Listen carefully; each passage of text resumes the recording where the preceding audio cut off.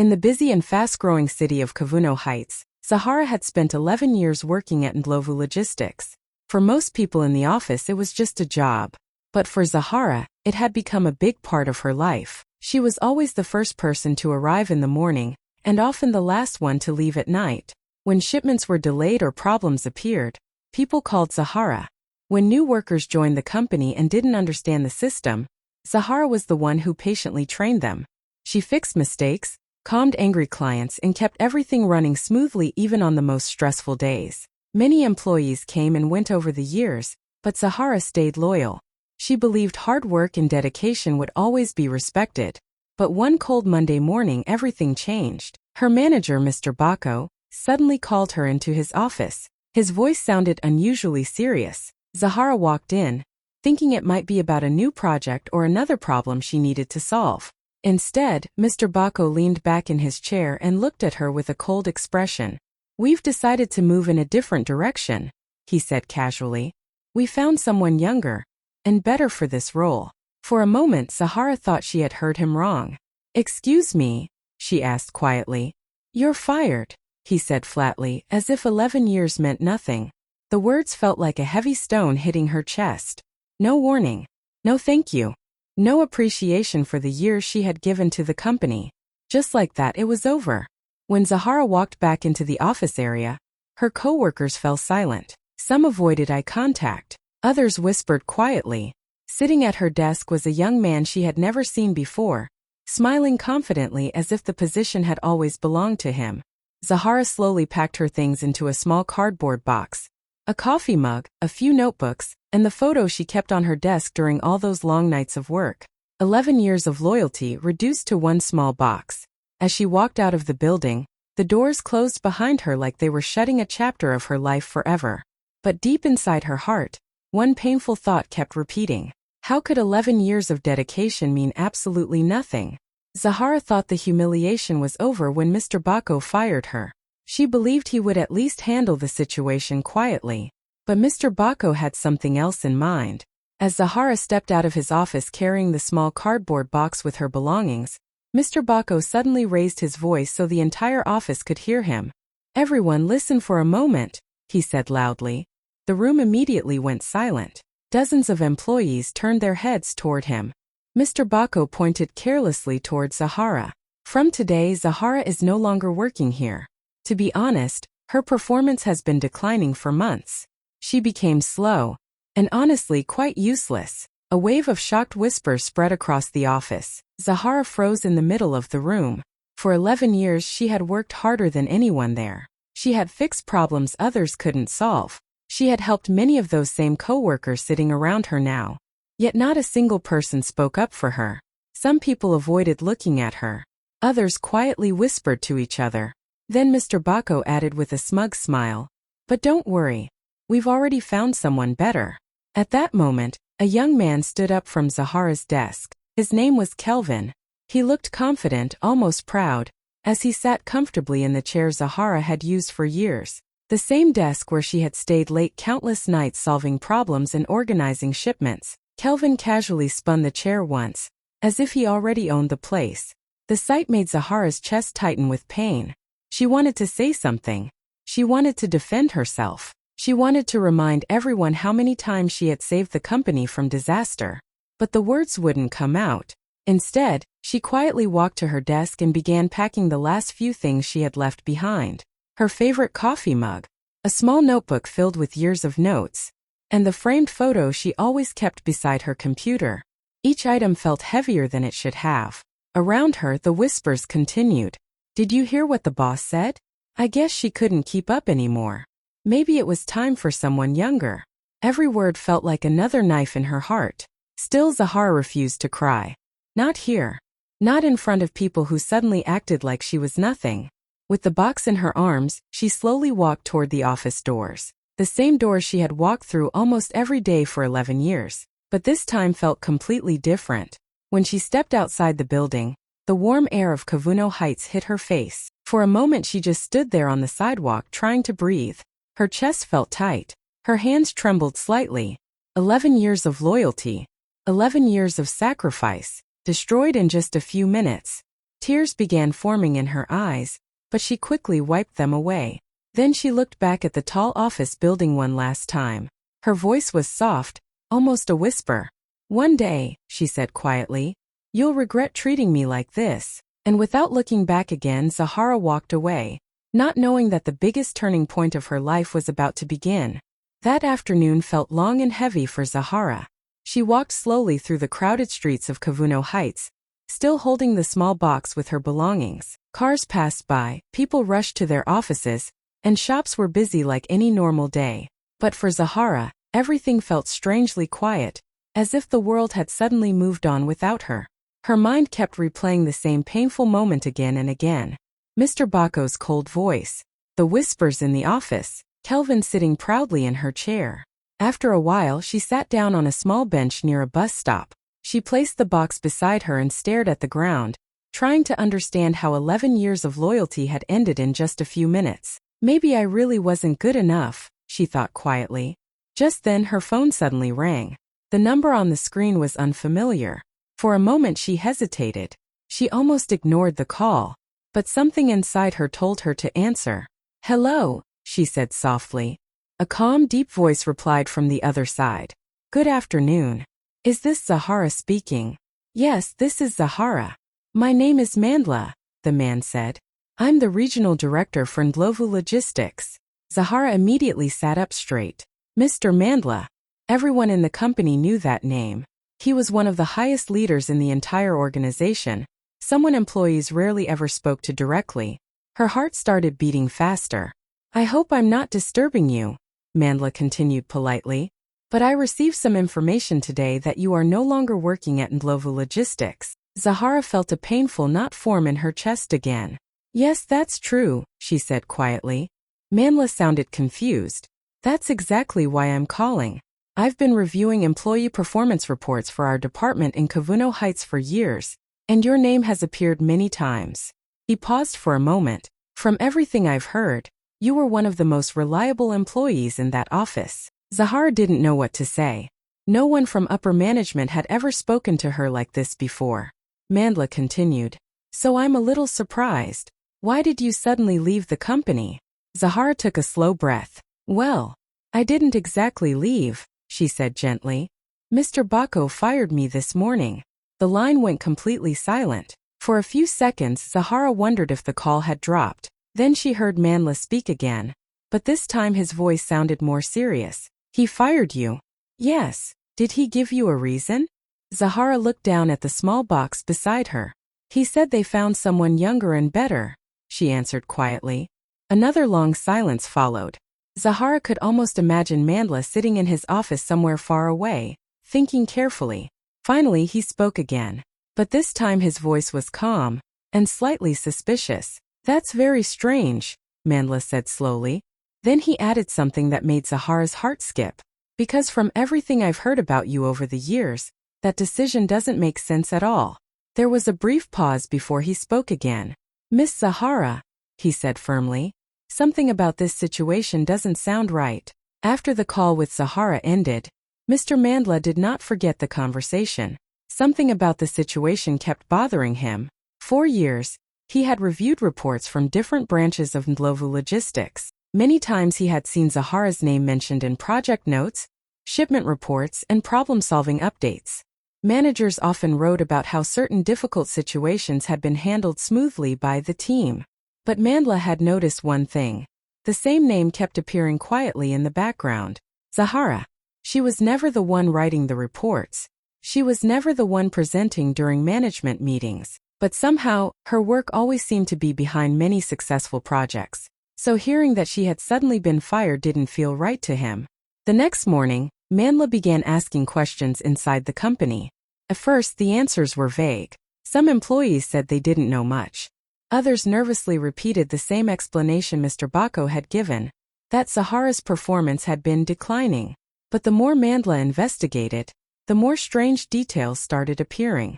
He began reviewing old project records and internal emails. And slowly a very different picture started forming. Several successful shipment systems that had impressed upper management were actually designed by Zahara. A major client dispute that had once threatened to cost the company millions had been quietly solved by Zahara working late nights. Even the training program that helped new employees learn the company system had been created by Zahara years ago. But in the official reports sent to headquarters, those achievements were often presented by Mr. Bako. His name appeared as the leader. His name received the credit. And because of those reports, Mr. Bako had received multiple promotions over the years. Sitting in his office, Mandla leaned back in his chair, slowly realizing what had been happening. Mr. Bako hadn't built his success alone. Much of it had been standing on Zahara's hard work. Meanwhile, inside the Kavuno Heights office, the situation was already starting to fall apart. Without Zahara there, problems began appearing almost immediately. The shipment tracking system she had managed carefully for years suddenly became confusing for the staff. Important delivery schedules were missed. Several clients started calling angrily, asking why their cargo had been delayed. And Kelvin, the young man who had proudly taken Zahara's desk, looked completely lost. He kept asking coworkers how certain systems worked. But many of them didn't know either, because Zahara had been the one quietly handling those complicated tasks for years. Papers piled up on desks. Phones rang non-stop. Employees whispered nervously about the growing chaos. But Mr. Bako still walked around the office pretending everything was under control. Whenever someone mentioned Zahara's name, he quickly dismissed it. She was replaceable, he said confidently. But what he didn't know was that far above his office, someone had already begun uncovering the truth. And the more Mr. Mandla investigated, the clearer it became that firing Zahara might have been the biggest mistake Mr. Bako had ever made. That same evening, Zahara's phone rang again. She had been sitting quietly in her small apartment, still trying to process everything that had happened that day. The cardboard box with her office belongings was still sitting on the table. Every time she looked at it, the pain returned. When she saw the caller ID, her heart skipped. It was Mr. Mandla again. She quickly answered. "Hello. Good evening, Zahara," Mandla said calmly. "I hope I'm not calling at a bad time." "No, it's okay," she replied. There was a brief pause before Mandla continued. "I've been reviewing some information today, and I would like to speak with you in person. If you're comfortable with that." Zahara felt surprised. "In person?" "Yes," Mandla said. "At Lum Era Tower." Zahara's eyes widened slightly. Lum Era Tower was the headquarters of the parent corporation that owned Ndlovu Logistics. It was one of the tallest and most important business buildings in the city. Employees from local branches almost never had a reason to go there. "I'd like to understand your work better," Mandla explained. "Would you be willing to meet this evening?" Zahara hesitated for a moment, then nodded even though he couldn't see her. "Yes, I can come." About an hour later, Zahara stood outside Lum Era Tower. The tall glass building reflected the evening lights of the city, making it look even more powerful and intimidating. For a moment she wondered if she truly belonged there. Just that morning she had walked out of her office feeling like she had lost everything. Now she was about to walk into the headquarters of the entire corporation.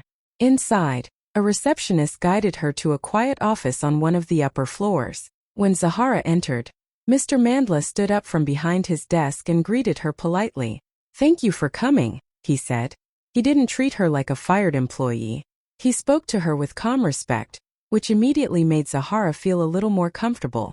They sat down and Mandla leaned forward slightly. "Tell me about the work you handled at Ndlovu Logistics," he said. "Start from wherever you think is important." First, Zahara spoke carefully. She explained how she had helped organize shipment schedules, solved delivery problems, and trained new workers. She described the tracking system she had slowly improved over the years to reduce mistakes. As she continued talking, Mandla listened without interrupting. But soon Zahara started remembering more. She explained how she had helped recover an important shipment that had almost been lost during a system failure. She talked about the nights she stayed in the office fixing complicated logistics errors before clients noticed them. She described the training manuals she had written for new employees, and the system she created to organize client data. The more she spoke, the more details came out. By the time she finished explaining several major projects, Mandla was staring at her with clear surprise, because many of those projects had been presented to upper management by Mr. Bako. But listening to Zahara now, it was obvious who truly understood the systems. She didn't speak like someone repeating information. She spoke like someone who had built everything herself. Manla slowly leaned back in his chair. In all his years managing regional operations, he had met many managers who struggled to understand the company's systems. Yet here was a woman who had just been fired, explaining the entire operation better than most department heads. In that moment, Manla realized something very important. Zahara wasn't just a hard-working employee. She might actually be one of the most valuable people the company had ever ignored. The very next morning at Ndlovu Logistics, the office looked normal on the outside. Employees sat at their desks, computers were running, and phones were ringing like any other day. But inside the department, things were slowly falling apart. For years, Zahara had quietly managed the most complicated parts of the logistics system. She knew every shipment code, every delivery route, and every small trick that kept the company running smoothly. Most people didn't even realize how many problems she solved every day. Now that she was gone, those problems had no one to fix them. Kelvin, the young man who had taken Zahara's desk, was already struggling. He sat in her chair staring at the computer screen, scrolling through files he didn't understand. The shipment tracking system looked confusing, and many of the notes Zahara had written were full of shortcuts and details only she fully understood. A coworker walked up to him nervously. "Kelvin, do you know where shipment KX742 is supposed to go?" "The client is asking." Kelvin clicked around the screen for a moment. I'm still checking," he said awkwardly. But he had no idea where the shipment was. Across the office, phones began ringing one after another. An employee answered one call and immediately looked worried. "Yes, sir, we're checking the delivery now. Please give us a moment." Another employee picked up a different phone. "What do you mean the cargo hasn't arrived yet?" Within an hour, several angry clients had already called the office. Some shipments were delayed. Others had been sent to the wrong locations. A few orders had completely disappeared from the tracking system. Workers started whispering nervously. "Zahara used to handle this part. Does anyone know the password she used for the backup system? No one else understands the schedule she created." The office slowly filled with tension. Meanwhile, Mr. Bako walked out of his office looking irritated. "Why is everyone standing around?" he snapped. One employee carefully explained, "Sir, some shipment records are missing and the clients are calling." Before the employee could finish, Bako interrupted him. "Then fix it," he said angrily. "This is your job." "But Zahara usually handled." "I said fix it," Bako shouted. He refused to admit there was a problem. In his mind, Zahara had been replaceable. Firing her had been an easy decision. Now he walked around the office blaming everyone else. "If you people can't handle basic work, maybe I should replace more of you," he complained loudly. Kelvin tried to look confident, but inside he felt completely overwhelmed. The system Zahara had built over 11 years was far more complicated than he expected. And the more he tried to manage it, the more mistakes appeared. By the afternoon, the office was full of stress. Phones kept ringing. Employees argued over missing files. Clients were becoming angrier with every passing hour. But what Mr. Bako didn't know was that far away in Lumera Tower, the company's top leadership had already started looking closely at the situation. And with every new problem appearing inside the department, one thing was becoming painfully clear.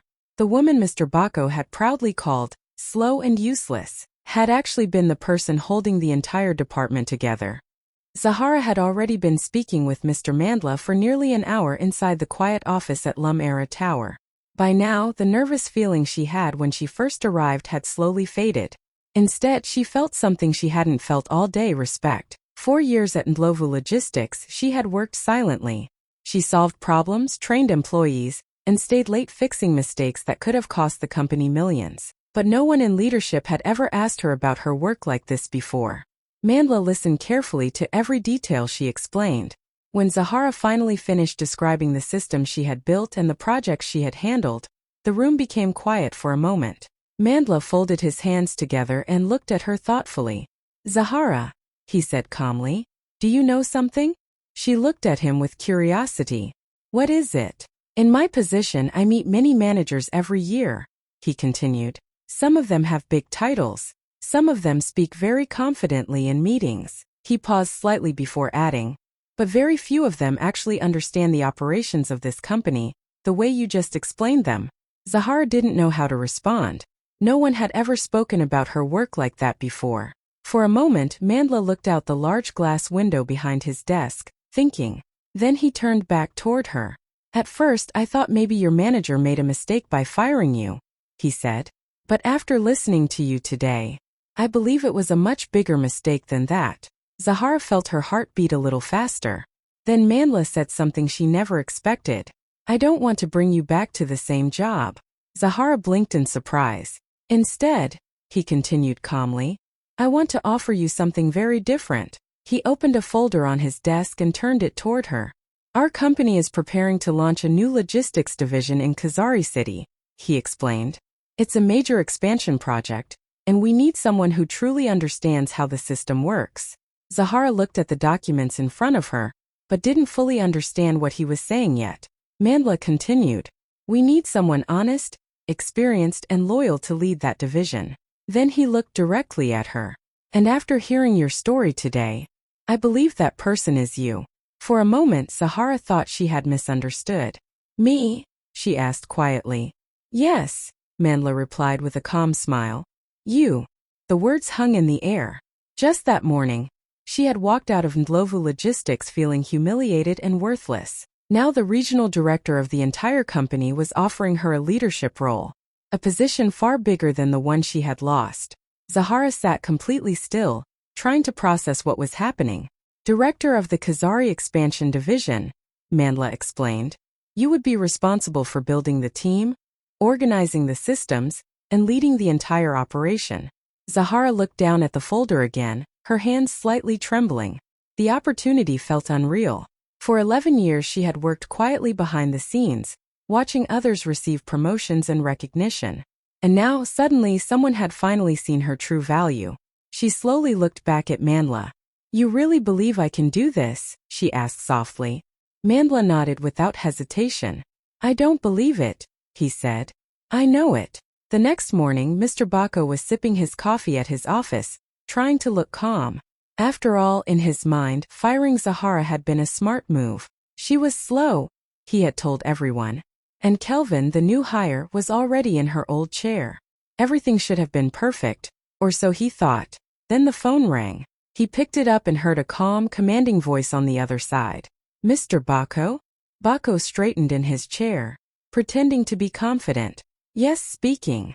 "This is Mandla from headquarters," the voice continued. "I need a full explanation for why Zahara was dismissed from Ndlovu Logistics." Bako froze for a second, surprised. Mandla rarely called him directly. Yes, well, her performance had been declining for months," Bako said quickly, trying to sound reasonable. "We thought it was time to bring in someone younger, someone more capable." There was a pause. Then Mandla spoke again, calmly but firmly. "I see. Thank you for explaining. I've already spoken to Zahara. I've also reviewed the company records for the past several years." Bako's throat went dry. "Wait, you spoke to her?" "Yes," Mandla said. "And I have the reports. I also reviewed the projects she led, the system she built, and the results she delivered over 11 years. It seems the information you submitted to headquarters doesn't fully match the reality." Bako's heart started racing. He tried to interrupt. "Well, she wasn't performing at her role anymore." Mandla's voice stayed calm but sharp. "Actually, the reports indicate she consistently exceeded expectations, handled complex problems no one else could, and trained staff to a level far beyond what was documented in her file. Do you understand what I'm saying?" Bako swallowed hard. His carefully built story, the one he had used to get praise and promotions over the years, it was falling apart. Every excuse, every lie he had told about Zahara's work was collapsing. "And now, Mr. Bako," Mandla continued, "I'm making changes at Ndlovu Logistics. Decisions are being reviewed, and leadership roles are being reconsidered. I suggest you prepare to explain your actions clearly." Bako felt a cold sweat running down his back. He had never imagined that the quiet, loyal employee he had dismissed so easily would suddenly have someone in power see the truth. For the first time, Bako realized he had underestimated Zahara. Every lie, every act of taking credit for her work, every moment he thought he was untouchable was about to catch up with him. He sat back in his chair, staring at the phone, helpless. He had fired the best employee in the company, and now the consequences were arriving faster than he could control. For Mr. Bako, The day Zahara left the office had started as a victory. By the morning, it had become the beginning of his worst nightmare. A week later, Ndlovu Logistics held a big company meeting in the main conference hall. Employees from all branches of Kavuno Heights had gathered, chatting quietly among themselves. Some were curious, others seemed nervous. Everyone had heard that changes were coming, but no one knew the full story. Mr. Bako walked into the hall feeling confident. He straightened his tie, adjusted his jacket, and gave a small, proud smile. In his mind, this was going to be a meeting where he would show off the new hires, take some credit for improving the department, and maybe even get a nod from headquarters for handling the transition so smoothly. As he approached the front, the room fell silent. Mandla stood at the podium, calm and commanding. "Good morning, everyone," Mandla began. "Thank you for joining us today. We have some important announcements about the future of Ndlovu Logistics and the Kazari expansion project." Bako nodded to himself, thinking this was going exactly as planned. Then Mandla continued, his voice steady. "We have someone very special to introduce. Someone whose talent, dedication, and experience have been recognized over many years." Bako felt a twinge of unease, but he shook it off. "The person I am talking about," Mandla said, "is Zahara." A murmur ran through the room. Heads turned and eyes widened. Zahara stepped forward from the back of the hall. She walked confidently, holding her head high. Her posture, calm yet powerful, made every eye in the room follow her. The whispers grew louder. "Zahara," someone whispered. "Yes, Zahara," Mandla said, smiling slightly. "Effective immediately, she will be the director of our new Kazari City Logistics Division." The hall erupted in gasps and quiet exclamations. Employees exchanged stunned looks. Some even clapped quietly, unable to believe what they were seeing. Bako's face went pale. His confident smile had vanished. He looked around, realizing everyone in the room could see the truth now. The woman he had humiliated, called slow and useless just a week ago, now outranked him. He felt his stomach tighten. The chair he had once seen as his domain, the power he thought he held over the department, it was all slipping away. Meanwhile, Zahara took her place at the front, standing next to Mandla. She didn't speak yet. She didn't need to.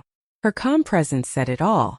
11 years of hard work, patience and loyalty had finally been recognized. As Mandla detailed her new role, the room listened intently. Zahara would lead the Kazari expansion, manage a new team, organize operations, and oversee shipments across the city. It was a position bigger than she had ever imagined, a role that matched her talent and dedication perfectly. Bako watched helplessly as the woman he had tried to destroy now stepped into the spotlight, and for the first time he understood what it truly meant to underestimate someone. Zahara's eyes met Mandla's briefly, and she allowed herself a small, quiet smile. This was her moment. She had been humiliated, underestimated, and thrown aside, and now power had been fully reversed. Months passed, and Zahara's life had completely changed. The Kazari City Logistics Division she now led was growing faster than anyone had expected. Shipments ran smoothly, clients were happier than ever, and her team thrived under her guidance. Everything she had learned and built over 11 years at Ndlovu Logistics now had a place to shine. Zahara worked tirelessly, but this time it felt different. She wasn't staying late because someone demanded it. She stayed late because she wanted to see her team succeed, because she wanted to build something she could be proud of. Her leadership was calm, confident, and inspiring. Employees trusted her, and she treated them with the respect and encouragement she had long deserved. News of her success quickly spread across Kavuno Heights. People talked about the new division in awe, how smoothly it ran, how profits had soared, and how Zahara, once fired and humiliated, had turned a devastating setback into a remarkable comeback. Local business circles began sharing her story as an example of resilience and talent being recognized at last. Meanwhile, Mr. Bako remained in the Kavuno Heights office he had once thought he controlled. Every time employees mentioned Zahara's name, a hush would fall over him. He saw the respect she commanded, the success she achieved, and the loyalty she inspired. Every promotion, every achievement she had been denied in the past now belonged to her in full view of everyone. Zahara never sought revenge. She didn't need to humiliate him publicly or gloat. Her success spoke louder than any words ever could. She had shown that skill, dedication, and integrity cannot be hidden forever. And whenever people retold the story, in offices, on the streets, or over coffee, it always ended the same way. The day he said he found someone better was the day he lost the best. Zahara had not only rebuilt her life, but had become a symbol of strength and perseverance. She had turned humiliation into power, betrayal into opportunity, and a painful ending into a new beginning. Her journey reminded everyone that true talent, once recognized, could change everything, not just for the person who possessed it, but for everyone who believed in fairness, loyalty, and hard work. Kavuno Heights would never forget her story, and neither would she.